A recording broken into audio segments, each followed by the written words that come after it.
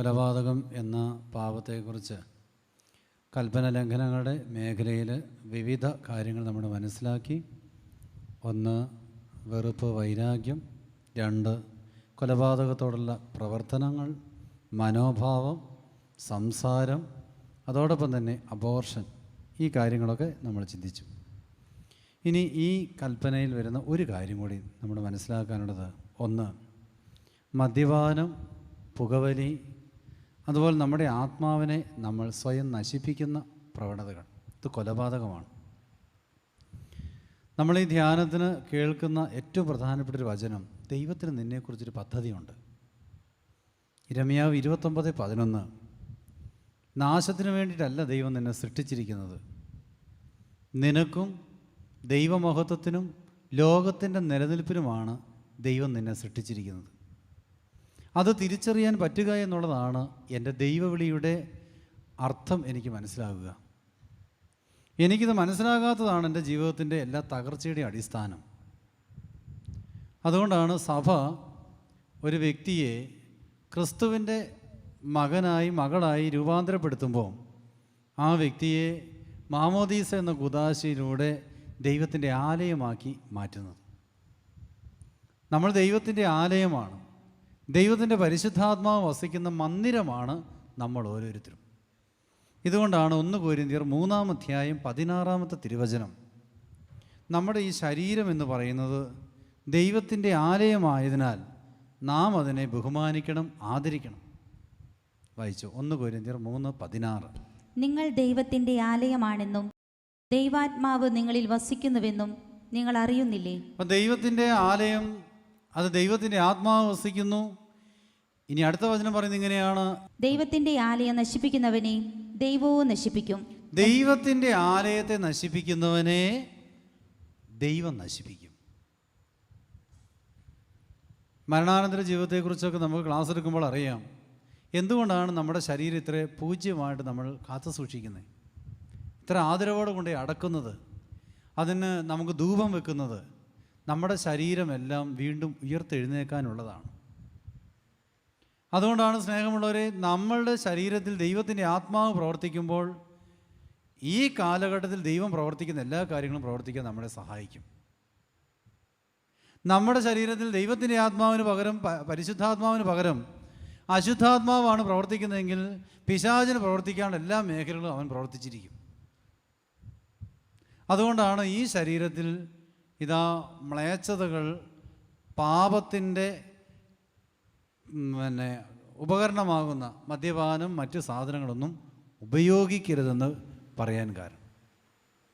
ഞാൻ ഈ അടുത്ത കാലം വരെ വിചാരിച്ചത്, പ്രത്യേകിച്ച് കോട്ടയത്ത് വരുന്നവരെ ഞാൻ വിചാരിച്ചത്, ഹൈറേഞ്ചുകാരനാണ്, മലബാറുകാരനാണ് ഞാൻ.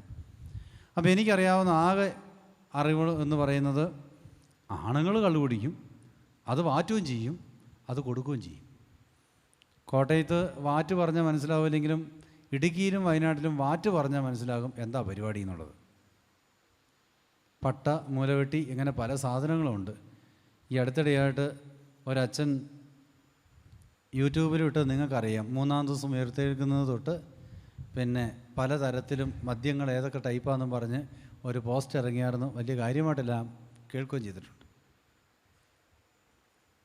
എന്നാൽ ഈ അടുത്തിടെയാണ് മനസ്സിലായത്, ഭാര്യയോടുള്ള സ്നേഹം മൂത്ത് ഇപ്പോൾ ശതമാനം കുറഞ്ഞ സാധനം, വീര്യത്തിൻ്റെ ശതമാനം കുറഞ്ഞ സാധനം ഇപ്പോൾ ആർക്കും കൊടുക്കുന്നുണ്ട്? പെണ്ണുങ്ങളും കുടിക്കാൻ തുടങ്ങിയിട്ടുണ്ട്. ചിലർക്കൊക്കെ ഇതൊക്കെ ഇച്ചിരി കിട്ടിയാലാണ് ഇപ്പം എന്ത് ചെയ്യുള്ളൂ, ഉറക്കം വരത്തുള്ളൂ, ഒരു മൂഡ് വരത്തുള്ളൂ, ഒരു ഒക്കെ എല്ലാ കാര്യങ്ങളൊക്കെ ശരിയാവുകയാണ്. ആമോസിൻ്റെ പുസ്തകത്തിൽ ഇങ്ങനെയുള്ള സഹോദരിമാരെ കർത്താവ് വിളിക്കുന്ന പേര് ബാശാൻ പശുക്കൾ എന്നാണ് പറയുന്നത്. എന്നാ പശുവാ? ബാശാൻ പശുക്കൾ. ഭർത്താക്കന്മാരോട് ഞങ്ങൾക്ക് കുടിക്കാൻ കൊണ്ടുവരിക എന്ന് പറയുന്ന ശമരിയ കുന്നിലെ ബാശാൻ പശുക്കളെ, നിങ്ങൾക്ക് കഷ്ടം, ദുരിതം.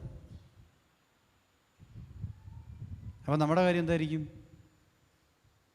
നമ്മൾ കള്ളു കുടിച്ചു കഴിഞ്ഞാൽ ഉണ്ടാകുന്ന പ്രശ്നങ്ങൾ ശാരീരികം, മാനസികം, ആത്മീയം എല്ലാ തരത്തിലും നഷ്ടമാണ്.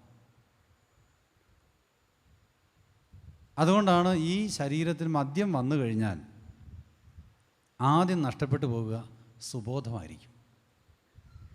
പല വരമുണ്ട്. ഏറ്റവും പ്രധാനപ്പെട്ട വരം എന്താണ്? പരിശുദ്ധാത്മാവിന് പല വരങ്ങളുണ്ട്. ഭാഷാവരം, ജ്ഞാനവരം, പിന്നെ രോഗശാന്തിവരം, അത്ഭുതം പ്രവർത്തിക്കാനുള്ള വരം, പല വരങ്ങളുമുണ്ട്. എന്നാൽ എല്ലാ ക്രിസ്ത്യാനിക്കും ദൈവം കൊടുക്കുന്ന ഏറ്റവും പ്രധാനപ്പെട്ടൊരു വരം എന്നാണെന്നറിയാമോ? എന്നാ വരം? വിവരം. ഏത് വര? എന്ത് വര? വിവരം. അതൊരു വര. അതാണ് ആദ്യം നഷ്ടപ്പെട്ടു പോകുന്നത്. ഇതുകൊണ്ടാണ് സദൃശവാക്യങ്ങളുടെ പുസ്തകം 23-ാം അധ്യായത്തിൽ കുടിയന്മാർക്ക് സംഭവിക്കുന്ന കാര്യങ്ങൾ എന്തെല്ലാമാണെന്ന് വളരെ കൃത്യമായി കർത്താവ് നമ്മളെ പഠിപ്പിക്കുന്നത്. 29-ാമത്തെ തിരുവചനം വായിച്ചു. ദുരിതവും ദുഃഖവും കലഹവും ആവലാതിയും ആർക്കാണ്? 4 സാധനങ്ങൾ മദ്യപാനന്മാർക്ക് ഫ്രീ ആയിട്ട് കിട്ടും. മദ്യപാനികൾ മദ്യം കഴിക്കുമ്പോൾ കിട്ടുന്ന 4 സാധനങ്ങൾ ഫ്രീ ആയിട്ട് കിട്ടുന്നതാണ്.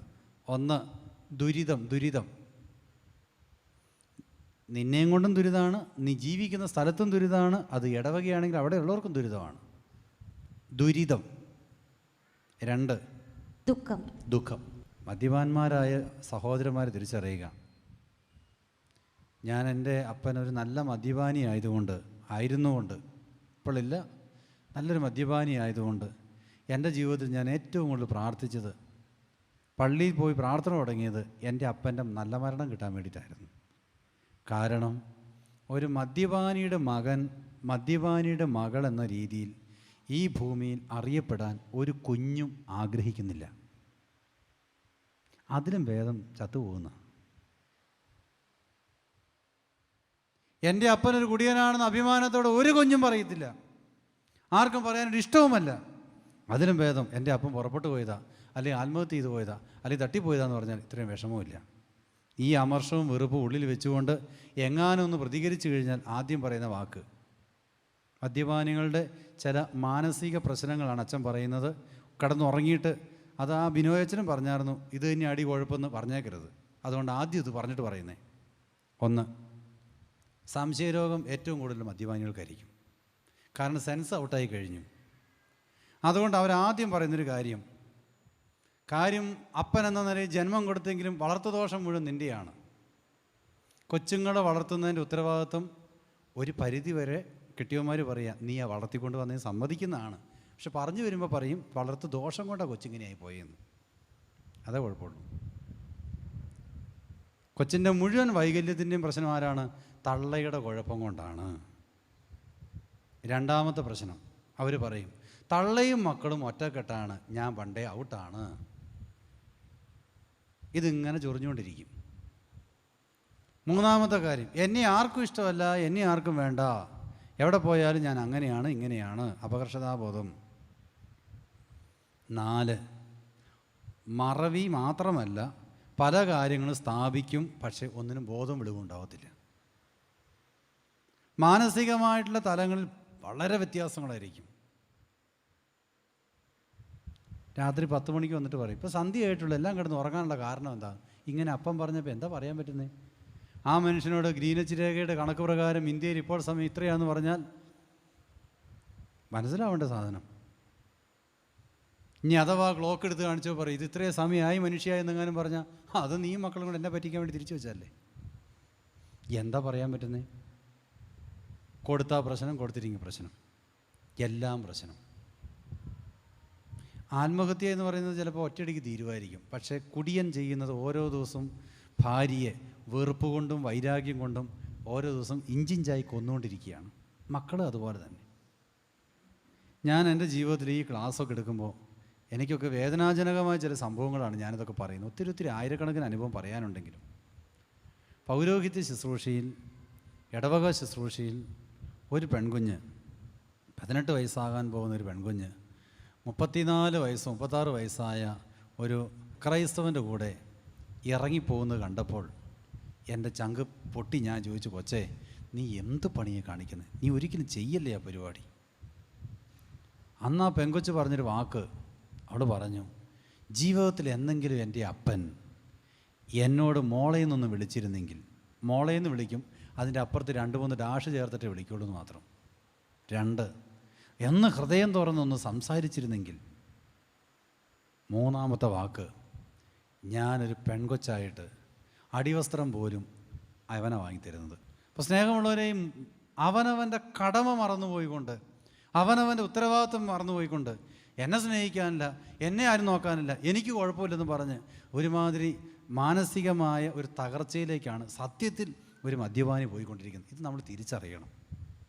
അതുകൊണ്ടാണ് ദുരിതം, ദുഃഖം, കലഹം, ആവലാതി, മാനസിക തലത്തിൻ്റെ ഒരു പ്രത്യേകതയാണ് ഈ ആവലാതി എന്ന് പറയുന്നത്.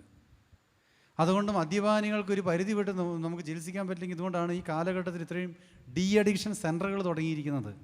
അതിന് രോഗം ചികിത്സിക്കണം. നല്ല മനുഷ്യന്മാരാണ്. മനസാക്ഷി എന്ന് പറയുന്ന സാധനത്തിന് ഇച്ചിരി ബലം കുറവാണെന്ന് മാത്രമേ ഉള്ളൂ. അതുകൊണ്ട് ആ ഭാര്യമാർ, നിങ്ങൾ പറയില്ലേ, കുടിച്ചില്ലെങ്കിൽ എൻ്റെ അമ്മോ ദൈവം പോലും തോറ്റുപോകും. എന്തൊരു സ്നേഹം! കുടിച്ചു കഴിഞ്ഞാൽ പിശാചാണോ മുതു ഭ്രാന്താണോ എന്നാണെന്നറിയത്തില്ല. ഇതുകൊണ്ടാണ് ഇതിൻ്റെ തലം മാറിപ്പോകുന്നതുകൊണ്ടാണ്. ആർക്കാണ് അകാരണമായ മുറിവുകൾ? ആർക്കാണ് അകാരണമായ മുറിവുകൾ? ചുമ്മാ തിരുന്ന് കരഞ്ഞുകൊണ്ടിരിക്കും. അളിയും നോക്കിയില്ല, നിന്നെ കിട്ടിയ സമയത്ത് അന്ന് അമ്മാവും നോക്കിയപ്പോൾ കണ്ണുരിട്ട് നോക്കി, ഇറച്ചി വിളമ്പിയപ്പോൾ 2 കഷ്ണം കൂടുതലിട്ടു. എന്തെല്ലാം കാരണം പറഞ്ഞുകൊണ്ടിരിക്കുന്നത്. പള്ളിയിൽ പോയി കഴിഞ്ഞപ്പോൾ അച്ഛൻ മൈൻഡ് ചെയ്തില്ല, ഞങ്ങളെ പൊതുയോഗത്തിന് ഇരിക്കടാന്ന് പറഞ്ഞു. ആരുടെ പറഞ്ഞൊരു പിടിയില്ല, ഇതിങ്ങനെ പറഞ്ഞുകൊണ്ട് കിടക്കും. പിന്നെ ആരുടെ കണ്ണാണ് ചുവന്നു കലങ്ങിയത്? കണ്ണ് ചുവന്ന് കലങ്ങി പോകുന്നു, കാഴ്ചപ്പാടൊക്കെ മങ്ങിപ്പോകുന്നു. പിന്നെ വീഞ്ഞു കുടിച്ചു സമയം പോക്കുന്നവർക്കും വീഞ്ഞു കലർത്തി രുചി പരീക്ഷിക്കുന്നവർക്കും തന്നെ. ഇപ്പോൾ ടെസ്റ്റ് ചെയ്ത് എന്താണ്, ഒന്നും പോരാ, പലതും കൂട്ടി കലർത്തിയാലേ ഇപ്പോൾ ഇച്ചിരി ബലവും ഊർജ്ജമൊക്കെ കിട്ടുകയുള്ളൂ. പിന്നെ ചഷകങ്ങളിൽ വീഞ്ഞു ചെമന്നു തിളങ്ങി കവിഞ്ഞൊഴുകുന്നത് നോക്കിയിരിക്കരുത്. അവസാനം അത് പാമ്പിനെ പോലെ കടിക്കുകയും അണലിയെ പോലെ കൊത്തുകയും ചെയ്യും. ചില മനുഷ്യരുണ്ട്, കൺട്രോളുള്ള മനുഷ്യന്മാരുണ്ട്. ഞാനങ്ങനെ ലിമിറ്റ് വിട്ടൊന്നും കഴിക്കില്ല, കൺട്രോളിലാണ്. എന്താണ് കൺട്രോൾ? അപ്പൻ്റെ മരണത്തിനും കൺട്രോളാണ്, കൊച്ചുണ്ടായാലും കൺട്രോളാണ്. പിന്നെ ലോട്ടറി അടിച്ചാലും കൺട്രോളാണ്, സ്ഥലം വിറ്റുപോയാലും കൺട്രോളാണ്. പണ്ടൊരച്ഛൻ പറഞ്ഞ പോലെ അവസാനം എല്ലാം പോയപ്പോൾ ഇപ്പോൾ കൺട്രോൾ വിട്ടുപോയി എന്ന് പറഞ്ഞ് രാവിലെ വിറയ്ക്കുമ്പോഴാണ് മനസ്സിലാവുക സംഗതി വിട്ടുപോയി എന്നുള്ളത് മനസ്സിലാവുക. കൺട്രോളുകാരങ്ങനെ അകാരണമായ മുറിവുകൾ. പിന്നെ താട്ട് വായിച്ചോ. അപ്പോൾ നീ വിചിത്ര കാഴ്ചകൾ കാണുകയും വികടത്വം ജൽപ്പിക്കുകയും ചെയ്യും. പറയുന്ന കാര്യം വികടത്വമായിരിക്കും, പറയുന്നത് ഒരു സെൻസുമായിട്ട് ബന്ധപ്പെട്ട കാര്യങ്ങളായിരിക്കില്ല. വാട്സാപ്പിൽ ഈ അടുത്തിടെയായിട്ട് നല്ല മെസ്സേജ് വരുന്നുണ്ട്. ഭാര്യമാരുടെ പ്രത്യേക ശ്രദ്ധയ്ക്ക്, ഭർത്താക്കന്മാരെ നിങ്ങൾ ബാറിൽ പറഞ്ഞു വിടരുത്. ഒരു കുപ്പി ഇതിൻ്റെ മിനറൽ വാട്ടറിന് ബാറിൽ 30 രൂപ കൊടുക്കണം പോലും, നിങ്ങളത് വീട്ടിൽ കൊടുക്കുകയാണെങ്കിൽ 30 രൂപ ലാഭം കിട്ടും. കുപ്പിയും കൊണ്ട് ചെന്നാൽ 150 രൂപയാണ് പോലും കുടിക്കുന്ന സാധനത്തിന്. അത് ബാറിൽ ചെല്ലുമ്പോൾ 370 അങ്ങോട്ട് രൂപ അങ്ങോട്ടാവും, 320 370 അങ്ങോട്ടാവും. നിങ്ങൾ ഭർത്താക്കന്മാരെ വീട്ടിൽ കുടിപ്പിക്കാൻ സമ്മതിച്ചു കഴിഞ്ഞാൽ ഇത്രയും രൂപ നിങ്ങൾക്ക് ലാഭം. അങ്ങനെ കുടുംബത്തിൻ്റെ ബഡ്ജറ്റ് വേണ്ടിയിട്ട് ഏതാണ്ട് കുറേ ആളുകൾ ഇങ്ങനെ എഴുതി തന്നിട്ടുണ്ട് നിങ്ങൾക്ക് പ്രാക്ടീസ് ചെയ്യാൻ വേണ്ടിയിട്ട്. അതിന് നമ്മൾ ലൈക്ക് അടിക്കാനും, അതാണല്ലോ നമുക്കുള്ളത്, ഇഷ്ടം പോലെ എല്ലാത്തിനും ഷെയർ ചെയ്യാനും. ഓക്കെ, താട്ട് വായിച്ചു. നീ നടുക്കടലിൽ അകപ്പെട്ടവനെ പോലെയും പാമരത്തിൻ്റെ മുകളിൽ തൂങ്ങിക്കിടക്കുന്നവനെ പോലെയും ആയിത്തീരും. എന്ന് വെച്ചാൽ ഈ പറഞ്ഞ 2 സാധനം, നടുക്കടലിൽ പെട്ട് കഴിഞ്ഞാൽ ദിക്ക് ഏതാ വിളിവ് ഏതാണെന്ന് അറിയത്തില്ല, മുന്നോട്ട് പോകുന്നതിനെ കുറിച്ച് ഒന്നും പറഞ്ഞാൽ മനസ്സിലാവത്തില്ല. ഒരു ധ്യാനം കൂടാൻ നേരത്ത് പോലും അത് മുഴുവൻ എനിക്കിട്ട് താങ്ങിയതാണോ എന്ന് എനിക്കിത് പറയുന്നേ. അത് നമ്മളെ ഒന്ന് ശശിയാക്കിയതാണോ അച്ഛൻ എന്നാണ് സംശയം. കോമണായിട്ടാണ് പറഞ്ഞത്, എന്നാലും അതിൽ എനിക്കിട്ട് ശശി. പിന്നെ നീ പറയും, അവർ എന്നെ അടിച്ചു, എനിക്ക് വേദനിച്ചില്ല. ഇങ്ങനെ ഒരെണ്ണം പറിച്ചിട്ട് വരും, പുല്ല. എത്ര അടി കൊണ്ടിരിക്കുന്നു, എത്ര തല്ലുകൊണ്ടിരിക്കുന്നു, ഇത് തൂപ്പും കഴിഞ്ഞൊരു പോക്കുണ്ട്. പിന്നെ അവർ എന്നെ പ്രഹരിച്ചു, എനിക്ക് ഏറ്റില്ല, ഞാൻ എപ്പോഴാണ് ഉണരുക? ഏതാ മുതല് എന്തെല്ലാം കേട്ടിരിക്കുന്നു. പിന്നെ താട്ട് വായിച്ചു. ഞാൻ ഇനിയും കുടിക്കും. ഇത്രയൊക്കെ കേട്ടാൽ ഞാൻ എന്ത് ചെയ്യും? ഇനിയും കുടിക്കും. ഓർക്ക സഹോദരങ്ങളെ, ദൈവത്തിൻ്റെ പരിശുദ്ധ നമ്മൾ ഈ കാലഘട്ടത്തിൽ നമ്മൾ ഏറ്റവും കൂടുതൽ ദുഃഖവെള്ളിയാഴ്ച പള്ളിയിൽ പോകുന്ന ക്രിസ്ത്യാനികളാണ് ഏറ്റവും കൂടുതലുള്ളത്. അന്ന് എല്ലാ ദിവസവും പോയി പാടുന്നൊരു പാട്ടുണ്ട്, രാജ്യത്വം പൗരോഹിത്യം യൂതന്മാരെ നിങ്ങൾക്ക് കഷ്ടം. കാര്യം എന്താണ്? നിങ്ങൾ ക്രിസ്തുവിനെ കുരിശിൽ തൂക്കിക്കൊന്നു. ദൈവമായിരുന്ന ക്രിസ്തു മനുഷ്യനായി വന്നപ്പോൾ അവനെ തിരിച്ചറിയാതെ നിങ്ങൾ കുരിശിൽ തൂക്കി. ഇത് പാടി പെസഹ വ്യാഴാഴ്ച കുമ്പസാരവും നടത്തി ഈസ്റ്ററിൻ്റെ അന്ന് നമ്മളെന്നെ ചെയ്യും? 40 ദിവസവും പിടിച്ചു കിട്ടിയിരുന്ന മുഴുവൻ കാര്യങ്ങളും കൺട്രോൾ വിട്ടൊരു പോക്കുണ്ട്. 40-ാം വെള്ളിയാഴ്ച പിന്നെ ഈസ്റ്റർ കഴിഞ്ഞിട്ട് പിന്നെ 3-ാം ദിവസം ഉയർത്തെഴുന്നേറ്റ് പോലെ പലരും പല സ്ഥലത്തും വെച്ച് ഉയർത്തെഴുന്നേറ്റ് വരുന്നതും കാണാൻ പറ്റും. ഇനി യഹൂദനാണോ നമ്മളാണോ മെച്ചം ധ്യാനിക്കുക. യഹൂദൻ മനുഷ്യനായി വന്നവനെ കുരിശിൽ തൂക്കി. നമ്മളോ? മനുഷ്യനായി വന്നവൻ ദൈവത്തോടുള്ള സ്നേഹത്തെ പ്രതി അപ്പമായി വന്നവനെ നമ്മളെന്ത് ചെയ്തു?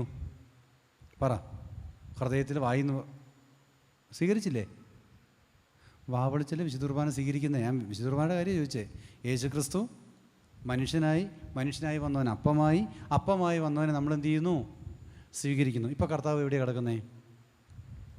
നമ്മുടെ ഹൃദയത്തിനകത്തേക്ക്, നമ്മുടെ വയറ്റിനകത്തേക്ക് ആരെയാക്കി? കർത്താവിനാക്കി. അപ്പോൾ പെസഹായ്ക്ക് നമ്മൾ സ്വീകരിച്ച കർത്താവ് വയറ്റിൽ കിടക്കുന്നു. ഈസ്റ്ററിന് നമ്മൾ കുടിച്ച കുപ്പി മുഴുവൻ എവിടേക്ക് വീഴുന്നു? എങ്ങോട്ടാ? അവൻ്റെ തലയിലേക്ക് നമ്മൾ ഒഴിക്കുന്നു. ആരാ മെച്ചം? മറ്റൊന്ന് നേരിട്ട് പറഞ്ഞു, നീ ശരിയില്ലടാന്ന് പറഞ്ഞു നിന്നെ കുത്തി തൂക്കുന്നുള്ളൂ. ഇത് നാട്ടുകാരുടെയും വീട്ടുകാരുടെയും മുഴുവൻ പേരുടെയും മുമ്പിൽ ഞങ്ങളുടെ കർത്താവ്, ഞങ്ങളുടെ സ്വന്തം കർത്താവ് എന്നും പറഞ്ഞ് കുമ്പസാരവും നടത്തി പെസഹ വ്യാഴാഴ്ച പോയി കുർബാന അനുഭവിച്ചിട്ട് ആ കർത്താവിൻ്റെ മുഖത്തേക്കാണ് പിന്നെ സിഗരറ്റ് വലി തൊട്ട് ഊതി വിടുന്ന തൊട്ട് വലി മുതൽ എല്ലാ പരിപാടിയും നടത്തിവിടുന്നത്. ആരാ മെച്ചം? എന്നിട്ട് നിങ്ങൾ കണ്ടിട്ടുണ്ടോ, ചില കുരിശൻ തൊട്ടിയുടെ മുമ്പിൽ പോയി നിന്ന് 2 കൈ ഉയർത്തി എൻ്റെ കർത്താവേ എന്നെ ഒന്ന് രക്ഷിക്കുമോ എന്ന് പറഞ്ഞിരുന്നു. ഇപ്പം കൂടി ഉണ്ട്. ഏറ്റവും കൂടുതൽ ഭക്തി കുടിയന്മാർക്കാണ്. അതുകൊണ്ടാണ് വൈദികരായ ഞങ്ങൾ ജീവനുണ്ടെങ്കിൽ ഇവരെ കാണുമ്പോൾ സ്ഥലം വിടുന്നത്. ഏത് സമയത്ത് കുമ്പസാരിക്കാൻ പറയണമെന്ന് അറിയത്തില്ല. ഇനി നിങ്ങളൊന്ന് ആലോചിച്ച് നോക്ക്. യഹൂദൻ കുരിശിൽ കിടന്ന കർത്താവിനെ പരിഹസിച്ചു. നമ്മളോ വയറ്റിൽ കിടക്കുന്ന കർത്താവിനെ കൂക്കി വിളിക്കുന്നു. കർത്താവിനോട് പറയും, കർത്താവെ എന്നെ ഒന്ന് രക്ഷിക്കേ, എൻ്റെ ഭാര്യയ്ക്ക് മാനസാന്തരം കൊടുക്ക്, എൻ്റെ മക്കളുടെ IELTS ഒന്ന് പാസ്സാക്കി കൊടുക്ക്. കർത്താവ് പറയും, തോമാച്ച എങ്ങനെയെങ്കിലും നീ എന്നെ കെട്ടഴിച്ച് വിടറാ, നിൻ്റെ വയറ്റിൽ കിടന്ന് ഞാൻ പൂസായി, എന്നെ ഒന്ന് ഒഴിവാക്ക്, എന്നെ ഒന്ന് റിലീസ് ചെയ്യുക, എന്നിട്ട് വേണ്ടേ നിന്നെ ഒന്ന് രക്ഷപ്പെടുത്താൻ. നീ എന്നെ ഒന്ന് രക്ഷപ്പെടുത്തുക, എന്നിട്ട് വേണം എനിക്ക് നിന്നെ രക്ഷപ്പെടുത്താൻ. എൻ്റെ പൊന്നു സഹോദരങ്ങളെ, ഇത് ദൈവത്തിൻ്റെ ആലയമാണ്. ഈ ദൈവത്തിൻ്റെ ആലയത്തെ നശിപ്പിക്കുന്നവനെ ദൈവം നശിപ്പിക്കും. അതുകൊണ്ടാണ് 1 കൊരിന്ത്യർ 6-ാമത്തെ അധ്യായത്തിൽ 10-ാമത്തെ തിരുവചനം, മദ്യപാന്മാർ ദൈവരാജ്യം ഒരിക്കലും അവകാശിക്കുകയില്ല. മദ്യപാന്മാർ എന്ന് പറഞ്ഞേ, മദ്യപാന്മാർ ദൈവരാജ്യം ഒരിക്കലും അവകാശിക്കില്ല. ദൈവരാജ്യം എന്ന് പറഞ്ഞാൽ എന്നാ? നീതി, സമാധാനം, സന്തോഷം. ഞാൻ ധ്യാനത്തിനും വ്യക്തിപരമായ ജീവിതത്തിലും വ്യക്തിബന്ധങ്ങളിലും ഇടവക ശുശ്രൂഷയിലും പള്ളിയിൽ പരസ്യമായിട്ട് പറയുന്ന ഒരു പ്രസംഗം ഞാൻ നിങ്ങളോട് പറയാം. കള്ള് കുടിക്കുന്നതാണ് ജീവിതത്തിൽ ഏറ്റവും നല്ല സമാധാനം, സന്തോഷമെങ്കിൽ നിങ്ങൾ മാത്രമല്ല കുടിക്കേണ്ടത്, ഇവർക്കും കൂടി ഇത് കൊടുക്കണം. കാരണം ഇവരൊന്ന് അനുഭവിക്കട്ടെ, സമാധാനം എന്താണെന്ന്, സന്തോഷം എന്താണെന്ന് അനുഭവിക്കട്ടെ. 2, നിങ്ങൾ കള്ള് കുടിച്ചിട്ട്, അതല്ലേ പറയുന്നത്, ഒരു സമാധാനം എല്ലാം മറക്കാൻ, എല്ലാം സന്തോഷവും നിങ്ങൾക്കാണ് ഉള്ളതെങ്കിൽ നിങ്ങൾ ഇടവകയിലുള്ള മുഴുവൻ ആൾക്കാർക്കും കള്ള് വാങ്ങിക്കൊടുക്കുക. മുഴുവൻ പേരും കുടിക്കട്ടെ, മുഴുവനും സന്തോഷിക്കട്ടെ. എന്നിട്ട് നിങ്ങൾ താമസിക്കുന്ന നാട്ടിൽ ചെന്ന് അവിടുത്തെ ഏറ്റവും വലിയ കള്ളുകുടിയനോട് ചോദിക്കുക, നീയാണ് ഇതിൽ ഏറ്റവും നല്ല കള്ളുകുടിയൻ ഈ നാട്ടിൽ, നിനക്കാണ് ഏറ്റവും നല്ല സമാധാനം, നിനക്കാണ് ഏറ്റവും നല്ല സന്തോഷം, നിനക്കാണ് ഏറ്റവും നല്ല മനസമാധാനം നിൻ്റെ കുടുംബത്തിനാണെന്ന് അവൻ പറയുകയാണെങ്കിൽ, നാട്ടുകാരത് അംഗീകരിക്കുകയും ചെയ്യുകയാണെങ്കിൽ, നമ്മൾ സുവിശേഷം പ്രസംഗിക്കേണ്ട, നമ്മൾ സുവിശേഷത്തിന് വേണ്ടി നമ്മൾ സമയം ചെലവഴിക്കേണ്ട. കുടിക്കുക, മാക്സിമം കുടിക്കുക, നിങ്ങൾ സന്തോഷിക്കുക, നിങ്ങളുടെ കുടുംബക്കാർ സന്തോഷിക്കുക, മനസമാധാനം ഉണ്ടാകട്ടെ. പല ആണുങ്ങളും ചെയ്തു കൂട്ടുന്ന പരിപാടിയാണ്, അങ്ങനെ സംഭവിച്ചു, ഇങ്ങനെ സംഭവിച്ചു, അത് സംഭവിച്ചു, ഇത് സംഭവിച്ചു. എന്നിട്ടോ ഭാര്യയെ നോക്കിയിരിക്കെ ഇങ്ങേരുടെ കൂടി നഷ്ടപ്പെട്ടതിൻ്റെ സങ്കടം 2 കൂട്ടർക്കുണ്ട്. ഭാര്യയ്ക്കുണ്ട്, ഭർത്താവിനുണ്ട് നഷ്ടം വന്നത്. പക്ഷേ ഇപ്പോൾ അഡീഷണലായിട്ട് ഒന്നുകൂടി കൊടുത്തിരിക്കുകയാണ് ഭർത്താവിൻ്റെ കൂടി. മിക്കവാറും മാനസിക തലം മുഴുവൻ തെറ്റാനുള്ള സാധ്യതയും കാണുന്നുണ്ട്. സ്നേഹമുള്ളവരെ തിരിച്ചറിയുക. ഇതുകൊണ്ടാണ് സുവിശേഷത്തിൽ അനേക സ്ഥലത്ത് പഴയ നിയമം തൊട്ട് പുതിയ നിയമം വരെ പറയുന്നൊരു കാര്യം, മദ്യപാനി സ്വർഗരാജ്യത്തിൽ പ്രവേശിക്കുകയില്ല. സദൃശ്യവാക്യങ്ങളുടെ പുസ്തകം 31-ാം അധ്യായത്തിലെ ഒരു ഇച്ചിരി വചനം കണ്ടുപിടിച്ചിട്ട് പറയും, ലമുവേലെ ഇത് സാധാരണക്കാർക്ക് പറ്റിയതല്ല, പിന്നെ അധ്വാനിക്കുന്നവൻ ഇച്ചിരി ക്ഷീണം മാറാൻ വേണ്ടിയിട്ടുള്ളതാണ്. എന്ത്? മദ്യപാനം. നമ്മുടെ സഹോദരിമാരും മോശമൊന്നുമില്ല, പ്രസവിച്ച് കിടക്കുമ്പോൾ വയറ് ചുങ്ങാനുള്ള സാധനമാണ് എന്ത്? മദ്യം. വയനാട്ടിൽ കുറച്ച് നല്ല മനുഷ്യരുണ്ട്, അവർ കുടകിലേക്ക് ഇഞ്ചി കൃഷിക്ക് ആളെ കൊണ്ടുപോകും. കുടകെന്ന് പറഞ്ഞാൽ ഒരു ചിക്കമംഗളൂർ എല്ലാ ഭാഗമുണ്ട്, ഇവിടെ നമുക്ക് പറഞ്ഞാൽ മനസ്സിലാവത്തില്ല. അവിടെ ചെന്ന് കഴിഞ്ഞാൽ ആൾക്കാർക്കറിയാം, രാവിലെ മൂലവെട്ടി എന്ന് പറയുന്ന സാധനം കൊടുക്കും. ബ്രേക്ക്ഫാസ്റ്റ് ഒന്നും വേണ്ട, രാവിലെ ഇതൊന്ന് അടിക്കുക. അപ്പോൾ ഒരു തൂമ്പ കളയ്ക്കുന്നിടത്ത് 2 തൂമ്പ കളയ്ക്കും. അങ്ങനെ വൈകുന്നേരം ആകുമ്പോഴേക്ക് ഏതാണ്ട് അടിച്ച് കോൺ തെറ്റിച്ച് മാക്സിമം പണിയെടുപ്പിച്ചുകൊണ്ടിരിക്കുക. ഇതും കൊലപാതകവും, ഇതും മദ്യപാനവും, ഇതും ചൂഷണം തന്നെയാണ് സഹോദരങ്ങളെ. ഇത് കൊടുത്തുകൊണ്ട് എല്ലാ മേഖലയും ഒരു കുപ്പി കൊടുത്തുകൊണ്ട് ജോലിക്കയറ്റം തൊട്ട് സകല സാധനങ്ങളും വാങ്ങുകയും ഒപ്പിക്കുകയും ചെയ്യുന്നവൻ. നമ്മൾ കുടിക്കുന്നില്ലായിരിക്കും, ഇതിനെ സപ്പോർട്ട് ചെയ്യുന്നവൻ മദ്യപാനി തന്നെയാണ്. അതിൻ്റെ എല്ലാ റിസൾട്ടും അവൻ തന്നെ അനുഭവിച്ചിരിക്കും, അവൻ്റെ തലമുറയ്ക്ക് അത് തന്നെ കിട്ടിക്കൊണ്ടിരിക്കും. അതുകൊണ്ടാണ് കർത്താവ് ഇതാ അനേക സ്ഥലത്ത് ബൈബിളിൽ പറയുന്നുണ്ട്. ജോയേലിൻ്റെ പുസ്തകം 1-ാം അധ്യായം 5-ാമത്തെ തിരുവചനം, മദ്യപന്മാരെ ഉണർന്നു വിലപിക്കുവിൻ, വീഞ്ഞു കുടിക്കുന്നവരെ നെടുവീർപ്പിടുവിൻ. യെശയ്യാപ്രവചനം 22:13-14 വചനം, മദ്യം നീ മരിക്കുന്നത് വരെ ഇത് ക്ഷമിക്കില്ലെന്ന് കർത്താവ് പറയുന്നത്. യെശയ്യാ 5-ാം അധ്യായം 22-ാമത്തെ തിരുവചനം നമ്മൾ നന്നായിട്ടൊന്ന് ധ്യാനിക്കേണ്ട വചനമാണ്. അതിൽ പറയുന്നുണ്ട്, വിവിധ തരം മദ്യങ്ങൾ കൂട്ടിക്കലർത്തി രുചി പരീക്ഷിക്കുന്നവർക്ക് ദുരിതം. നേരം വെളുത്ത് വൈകുന്നേരം ആകുമ്പോഴേക്കും ഷാപ്പ് നോക്കി ഓടി നടക്കുന്നവർക്ക് ദുരിതം. മദ്യപാന്മാരുടെ ജീവിതത്തെക്കുറിച്ച് യേശു പാറാസിയുടെ പുസ്തകം 31:25, വീഞ്ഞു കുടിച്ച് ധീരത പ്രകടിപ്പിക്കാൻ ശ്രമിക്കേണ്ട, വീഞ്ഞ് അനേകരെ നശിപ്പിച്ചിട്ടുണ്ട്. സദൃശവാക്യം 26:10, വഴിയെ പോയ ഭോഷനിയെ മദ്യപനിയെ കൂരിക്ക് നിർത്തുന്നവൻ കാണുന്നവരെയൊക്കെ ചെയ്യുന്ന വില്ലാളിയെ പോലെയാണ്. ഓഫീസിൽ പോയി നോക്ക്, പണിക്ക് നിർത്തി നോക്ക്, മിണ്ടാതെ അനാവശ്യമായിട്ട് ചീത്തയും തെറിയും ഫ്രീ ആയിട്ട് കിട്ടണമെന്ന് ആർക്കെങ്കിലും ആഗ്രഹമുണ്ടോ? ഒരു മദ്യപനൊന്നും ഞൊണ്ടിയാൽ മതി, വർത്താനം പോലും പറയണ്ട.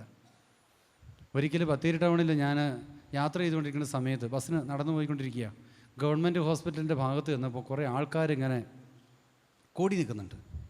ഞാൻ എന്താണെന്നറിയാൻ വേണ്ടി കുപ്പായം എടുത്തൊന്ന് നോക്കി, കുപ്പായിട്ടാണ് ഞാൻ പോകുന്നേ. നോക്കിയപ്പോൾ ഉണ്ട് ഒരുത്തൻ ഓടയിൽ നിന്ന് എഴുന്നേറ്റ് വരുന്നു. അവനൊരൊറ്റ വിളി, അത്രയും ആൾക്കാർ തെറി പറഞ്ഞ് തുപ്പി അവനെ ഒരു പരുവത്തിലാക്കിക്കൊണ്ടിരിക്കുമ്പോൾ അവൻ എന്നെ കണ്ടത്. അച്ചോ, ഈ പാവികളെല്ലാം കൂടി എന്നെ നശിപ്പിക്കുകയാണ് അച്ഛാ. പാവികളെ തേടി വന്ന കർത്താവിൻ്റെ ദാസാ, എന്നെയും കൂടി ഒന്ന് രക്ഷപ്പെടുത്തണം. എൻ്റെ പ്രിയമുള്ളവരെ, ജീവനം കൊണ്ട് സ്ഥലം വിട്ടത് എന്ന് വേണമെങ്കിൽ പറയാൻ പറ്റുമോ? സഹായിക്കണമെന്ന് ആഗ്രഹമുണ്ട്, പിടിക്കണമെന്നും ആഗ്രഹമുണ്ട്. പക്ഷെ ഒറ്റ കുഴപ്പമുള്ളൂ, അവൻ ആ ഛർദ്ദിലെല്ലാം കൂടി എൻ്റെ മേത്തേക്ക് എല്ലാം തൂത്ത് കഴിഞ്ഞിട്ട് പിന്നെ പറയും, ഞാനും അച്ഛനും ഒന്നിച്ച് പോയിട്ട് വന്നാന്ന് പറയും. അപ്പോൾ പിന്നെ നാളെ തൊട്ട് ഒരു കാര്യം മനസ്സിലാകും, പല കപ്പ്യാരുമാരുടെയും പല ജീവിതത്തിലെ പല ശുശ്രൂഷകരുടെയും മേഖലയിൽ, പല ആധ്യാത്മിക മേഖലയിലും പലരും മാനസാന്തരപ്പെടാത്തതിൻ്റെ കാരണം വീര്യവും ശക്തിയും കിട്ടാൻ വേണ്ടി ഇത്തരത്തിലുള്ള രഹസ്യഭാവങ്ങൾ കൂട്ടുപിടിച്ച് പലരും ചെയ്യുന്നതും കൂട്ടുപിടിക്കുന്നതുമാണ്. അതുകൊണ്ടാണ് വൈദികൻ കള്ളു കുടിച്ചു, വാട്സാപ്പിലേക്കോ ഫേസ്ബുക്കിലോ ഇട്ടാൽ മതി, നിമിഷങ്ങൾക്കകം സാധനം പാസ്സായിക്കോളും. എന്താ കാര്യം? ഇത് കണ്ട് 4 വിശ്വാസം കളയണം. ഇതെല്ലാം ഈ ടൈപ്പ് സാധനങ്ങളാണെന്ന് അറിഞ്ഞിരിക്കണം. സഹോദരങ്ങളെ, ഓടെ കിടക്കുന്നവൻ്റെ ഭാവിയുടെ കാര്യമല്ല കർത്താവ് പറഞ്ഞത്. അനുദപിക്കുന്ന ഭാവിയെക്കുറിച്ചാണ്. സ്വർഗത്തിൽ എന്തുണ്ടാകും? മാനസാന്തരം ഉണ്ടാകും. 100% എനിക്ക് നല്ല ആത്മാർത്ഥയോടെയും വിശ്വസ്തയോടെയും പറയാൻ പറ്റും. നമ്മുടെ ധ്യാനങ്ങൾ കൂടി വ്യക്തികൾ ഹൃദയം തുറന്ന് ചങ്ക് പൊട്ടി, കർത്താവേ കുടിയിൽ വീണു പോയതാ കേട്ടോ, എന്നെ ഒന്ന് രക്ഷപ്പെടുത്തണമേ എന്ന ആത്മാർത്ഥതയോടെ ചങ്ക് പൊട്ടി പ്രാർത്ഥിച്ച് പരിശുദ്ധാത്മാവിൻ്റെ സഹായം തേടിയവൻ ഇന്ന് വരെ വീണു പോയിട്ടില്ല. ചില ആളുകൾ പറയും, ആദ്യത്തെ ദിവസം 2 ലിറ്ററാണ്, അത് നമുക്ക് ഇച്ചിരി കുറച്ച് 1.5 ആക്കണം, പിന്നെ 1. ഇങ്ങനെ ഈ പിശുക്കി പിടിക്കേണ്ട കാര്യമൊന്നുമില്ല. നമ്മളെക്കാളും വിവരവും ബോധവും കർത്താവിനുണ്ട്. ആര് ജീവിതം ഏൽപ്പിച്ചു കൊടുക്കുന്നോ അതാണ് പ്രധാനപ്പെട്ടത്. ആര് ജീവിതം ഏൽപ്പിച്ചു കൊടുക്കുന്നോ അവൻ്റെ മേൽ കർത്താവ് അഭിഷേകം ചെയ്യും. ഞാൻ എൻ്റെ ജീവിതത്തിൽ ഏറ്റവും വലിയ സന്തോഷം ഉണ്ടായത്, എൻ്റെ അപ്പൻ എന്നാ പറഞ്ഞാലും ശരി ഞാൻ ഒന്നും ചെയ്യത്തില്ല, എല്ലാം തിരിച്ചു പറഞ്ഞുകൊണ്ടിരിക്കും, ഇങ്ങനെ പിറുപിറുത്തുകൊണ്ടിരിക്കുമായിരുന്നു. അപ്പൻ ധ്യാനമെല്ലാം കഴിഞ്ഞ് തിരിച്ചു വന്നിട്ട് പറഞ്ഞു, ഞാൻ കള്ളുകൂടി നിർത്തി. സഹോദരങ്ങളെ, ഞാൻ ചെയ്ത പരിപാടി, ആ വീടിൻ്റെ മുറ്റത്തേക്ക് ഇറങ്ങിയിട്ട് നമുക്ക് ഈ സന്തോഷം വരുമ്പോൾ 2 കൈയും കൂടി ഒരു ഒറ്റ പൊക്കുണ്ടല്ലോ, സ്വയം ഒരു ഒറ്റ പൊക്ക്, ഒരു 5-6 ചാട്ടം ചോടി അങ്ങനെ കൈയും കാലൊക്കെ എടുത്ത് എൻ്റെ അപ്പം മാനസാന്തരപ്പെട്ട് കുടി നിർത്തിയതിൻ്റെ സന്തോഷമാണ്. അപ്പോൾ അപ്പം പറഞ്ഞു, സിഗരറ്റ് വലിയൊക്കെ നിർത്തിക്കൊണ്ട് എനിക്കൊരു വിക്സ് മുട്ടായി വേണം, അല്ലെങ്കിൽ എന്തെങ്കിലും വായിലേക്ക് ഇടാൻ വേണം. 1.5 കിലോമീറ്റർ ദൂരം ഒറ്റ ഓട്ടത്തിന് വേണ്ടി ഒരു പോക്ക് പോയി. എന്തിനാണെന്നറിയോ? എൻ്റെ അപ്പന് മേലെ കുടിക്കാതിരിക്കാൻ, എൻ്റെ അപ്പൻ്റെ മദ്യപാനം പുകവലിയും മാറാൻ. ഇന്നുണ്ട് സഹോദരങ്ങൾ. ഇത്രയും കാലങ്ങളായിട്ട് ഞാൻ പറഞ്ഞല്ലോ, ഒരു പൗരോഹിത്യ ശുശ്രൂഷയിൽ എന്നെ ഇന്ന് ബലപ്പെടുന്നത് എൻ്റെ അപ്പൻ്റെ മാനസാന്തരം തന്നെയാണ്. 100% ഉറപ്പുണ്ട്. എത്ര ആഴത്തിൽ കിടക്കുന്ന കുടിയനാണെങ്കിലും ശരി, കർത്താവിൽ വിശ്വസിച്ച് നീ ഹൃദയം കൊടുത്താൽ, നീ മറ്റൊന്നും ചിന്തിക്കണ്ട, ദൈവത്തിൽ നിൻ്റെ ഹൃദയം നീ വിട്ടുകൊടുത്താൽ ആ ആസക്തി കർത്താവിൽ നിന്ന് എടുത്തു മാറ്റിക്കളയും. അതുകൊണ്ട് സഹമുള്ളവരെ, ഈ മദ്യപാനത്തിൻ്റെ മേഖലകളിൽ കർത്താവ് നമുക്ക് തരുന്ന വചനം എഫേസ്യ ലേഖനം 5:18, നിങ്ങൾ വീഞ്ഞു കുടിച്ച് ഉന്മത്തരാകരുത്, അതിൽ ദുരാസക്തി ഉണ്ട്. ചില മനുഷ്യരുണ്ട് കേട്ടോ, അവരൊക്കെ നല്ല മനുഷ്യരാണ്. ഈ കോട്ട കിട്ടുന്ന പാർട്ടികളുണ്ട്. ഈ പട്ടാളക്കാർക്കാണ് അതിൻ്റെ ഏറ്റവും കൂടുതൽ. എൻ്റെ അനുജന് പട്ടാളക്കാരനാണ്. അവനോട് പലരും വന്നിട്ട് പറഞ്ഞു, എടാ നീ പോയിട്ട് വരുമ്പോൾ ഈ സാധനം കിട്ടാൻ സാധ്യതയുണ്ട്, ഒന്ന് കൊണ്ടുപോയി തരണമെന്ന്. ഞാൻ പറഞ്ഞു, എടാ നീ ഒരു പുരോഹിതൻ്റെ അനുജനാണ്, അവൻ കെട്ടിയിരിക്കുന്നതും ഒരു പുരോഹിതൻ്റെ മകളെയാണ്, നീ ഒറ്റ കാര്യം ചെയ്യാൻ പാടുള്ളൂ, കോട്ടയുടെ പേരും പറഞ്ഞ് വരുന്നവന് നീ കള്ളു വാങ്ങിക്കൊടുക്കരുത്. നീ കൊടുത്താലും വാങ്ങിക്കൊടുത്താലും കുടി തന്നെയാണ് അതിൻ്റെ ലക്ഷണം, ഒരിക്കലും കൊടുക്കരുത്. ഇങ്ങനെ കോട്ട നിർത്തിയവരോട്, എക്സ് മിലിറ്ററിക്കാരോട് അറിയാതെ ദേഷ്യമുണ്ടെങ്കിലും അങ്ങ് ക്ഷമിച്ചേക്കുക. ഒരു കാരണവശാലും ഈ പണിക്ക് നിങ്ങൾ നിൽക്കരുത്. ഒരു ചേട്ടൻ ഒരിക്കൽ പറഞ്ഞതാണ്, എൻ്റെ അച്ഛൻ ഓട്ടോ ഒന്നും കിട്ടാറില്ല, പിന്നെ ആകെ ഒരു ഓട്ടം എന്ന് പറഞ്ഞാൽ എന്നാണെന്നറിയോ? ഓട്ടോയ്ക്ക് കിട്ടുന്ന ഓട്ടം ഈ സാധനം കൊണ്ടുപോയി ഇന്നോടത്ത് കൊണ്ടുപോയി കൊടുക്കുകയാണെങ്കിൽ നല്ല കാശ് കിട്ടും. നമ്മൾ നിർത്തണം സഹോദരങ്ങളെ. മദ്യം ചുമന്നുകൊണ്ടല്ല ഓട്ടോ ഓടാൻ നിൽക്കണ്ടേ. നമ്മുടെ കർത്താവ് അത്ര കണ്ണില്ലാത്തവനും വിവരമില്ലാത്തവനൊന്നുമല്ല. നിൻ്റെ മക്കൾക്ക് കഞ്ഞി വേണമെന്നും നിൻ്റെ മക്കൾക്ക് ആഹാരം വേണമെന്നും നീ കർത്താവിനോട് പ്രാർത്ഥിച്ചാൽ നിന്നേക്കാൾ മുമ്പ് കർത്താവിന് അറിയാം, നിനക്ക് വേണ്ടതൊക്കെ കർത്താവ് തരും. സ്റ്റെറിൻ എന്ന് പറയുന്ന ഒരു സഹോദരൻ നമ്മുടെ ധ്യാന കേന്ദ്രത്തിലുണ്ട്. സാക്ഷ്യം പറയുമ്പോൾ നിങ്ങൾക്കറിയാൻ പറ്റും. മദ്യപാനം നിർത്തുന്നതിനും അതുമായി ബന്ധപ്പെട്ട ആ മനുഷ്യൻ ചെയ്ത ത്യാഗം, ആ മനുഷ്യന് ദൈവം കൊടുത്തിരിക്കുന്ന അഭിഷേകം, അവൻ്റെ ജീവിതത്തിൽ ദൈവം നൽകിയിരിക്കുന്ന നന്മകൾ കേൾക്കുമ്പോൾ നമുക്ക് മനസ്സിലാകും. അതുകൊണ്ട് കൊലപാതകം എന്ന മേഖലയിൽ മദ്യപാനം, പുകവലി, മുറുക്ക്. ചില അമ്മച്ചിമാരുണ്ട്, എന്നാ പോക്ക പോകുന്നതെന്നറിയാമോ? ചിലർക്കൊക്കെ വിശുദ്ധ കുർബാന കൊടുക്കാൻ നേരത്ത് വാ പൊളിക്കുമ്പോൾ ഞെട്ടിപ്പോകും.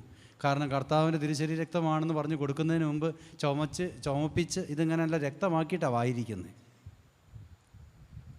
ഞാൻ പല പള്ളിയിലും ഇങ്ങനെ വന്ന അമ്മച്ചിമാരോട് പറഞ്ഞിട്ട്, ആദ്യം പോയി പല്ല് തേക്കുക, എന്നിട്ട് നാക്ക് പഠിച്ചിട്ട് വരിക. എനിക്ക് ഇച്ചിരി വിഷമമുണ്ട് ഇങ്ങനെ ഈ പരുവത്തിൽ വിശുദ്ധ കുർബാന തരാൻ. ബീഡിയുടെ കറയും വായിനാറ്റവും വെച്ച് വിശുദ്ധ കുർബാന അനുഭവിക്കുക. എൻ്റെ അമ്മോ, നമുക്ക് സാധാരണ മനുഷ്യന് സഹിക്കാൻ പറ്റുന്നില്ല, പിന്നെയാ കർത്താവിൻ്റെ കാര്യം. അതുകൊണ്ട് ഈ പണിയൊക്കെ നിർത്തണം സഹോദരങ്ങളെ. എന്നിട്ട് ഈ ശരീരമൊക്കെ ഇച്ചിരി വിശുദ്ധമാക്കി മാന്യമാക്കിയിട്ട് വേണം നമ്മളെന്ത് ചെയ്യാൻ? കർത്താവിനെ സ്വീകരിക്കാൻ. അങ്ങനെ സ്വീകരിച്ചു കഴിഞ്ഞാൽ അത് അഭിഷേകമുള്ള സ്വീകരണമായിരിക്കും. അങ്ങനെ നമ്മൾ പ്രാർത്ഥിച്ചു കഴിഞ്ഞാൽ ആ പ്രാർത്ഥന കർത്താവ് സ്വീകരിക്കുന്നതാണ്. അപ്പോൾ അതുകൊണ്ട് നമ്മുടെ ജീവിതത്തിൽ എന്തെല്ലാം കാരണങ്ങൾ പറയുന്നതെന്നറിയാമോ? നല്ല ഉറക്കം കിട്ടാൻ വേണ്ടി മദ്യം. ഇങ്ങനെയൊക്കെ ന്യായം പറഞ്ഞാൽ നാളെ സംഭവിക്കുന്നൊരു കാര്യം.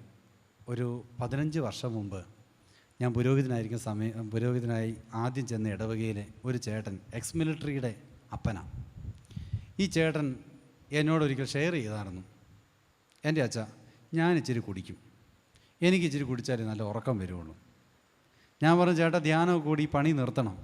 അച്ഛൻ എന്നാ പറഞ്ഞാലും ശരി, എൻ്റെ മോൻ കോട്ടയുള്ളതാണ്, ഞാൻ അങ്ങനെ ആർക്കും ഉപദ്രവമില്ല, ഞാൻ കുടിച്ച് ആർക്കൊരു ശല്യമില്ല, ആരും അറിയാതെ വീട്ടിൽ കിടക്കുന്ന സാധനങ്ങളെ ഈ പറഞ്ഞു വരുന്നത്, നാട്ടിൽ അലമ്പുണ്ടാക്കില്ല, പെരുന്നാൾ ദിവസം അതൊരു വിശേഷപ്പെട്ട ദിവസം അശേഷം അടിച്ചിട്ടേ ഈ പണി കാണിക്കുള്ളൂ. ഇതാണ് ഈ പറഞ്ഞു വരുന്നത്. എൻ്റെ അർത്ഥം, സ്നേഹമുള്ളവരെ, 15 വർഷം കഴിഞ്ഞ് ഈ പറഞ്ഞ അപ്പൻ്റെ കൊച്ചുമോൻ ഒരു ധ്യാനത്തിന് വന്നപ്പോൾ ഞാൻ ചോദിച്ചു, എന്നടാ മോനെ വിശേഷം?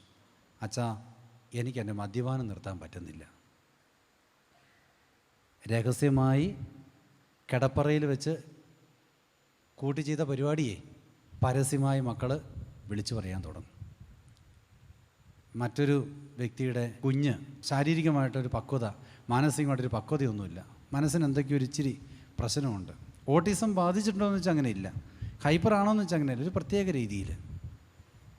ഷെയറിംഗ് ഒക്കെ ചെയ്ത് അവരോട് ചോദിച്ചു, നിങ്ങൾ മദ്യപാനമൊക്കെ കഴിഞ്ഞിട്ടാണോ കുടുംബജീവിതത്തിലേക്ക് പ്രവേശിച്ചത്? അതേ അച്ഛാ, കല്യാണം കഴിഞ്ഞ സമയത്ത് ആരാണ്ടൊക്കെ പറഞ്ഞായിരുന്നു, ഇച്ചിരി കള്ളു കുടിച്ചിട്ട് ലൈംഗിക ബന്ധത്തിലൊക്കെ ഏർപ്പെടുകയാണെങ്കിൽ ഇച്ചിരി ഫോമായി തീരും. സ്നേഹമുള്ളവരെ, ആരൊക്കെയോ എവിടേക്കോ തലയിൽ കയറ്റിയിരിക്കുന്നതൊക്കെ എടുത്ത് കളഞ്ഞേക്കുക. തിരുവചനങ്ങൾ നമ്മുടെ ഹൃദയത്തിൽ കയറ്റുക, വിശുദ്ധരായി ജീവിക്കുക.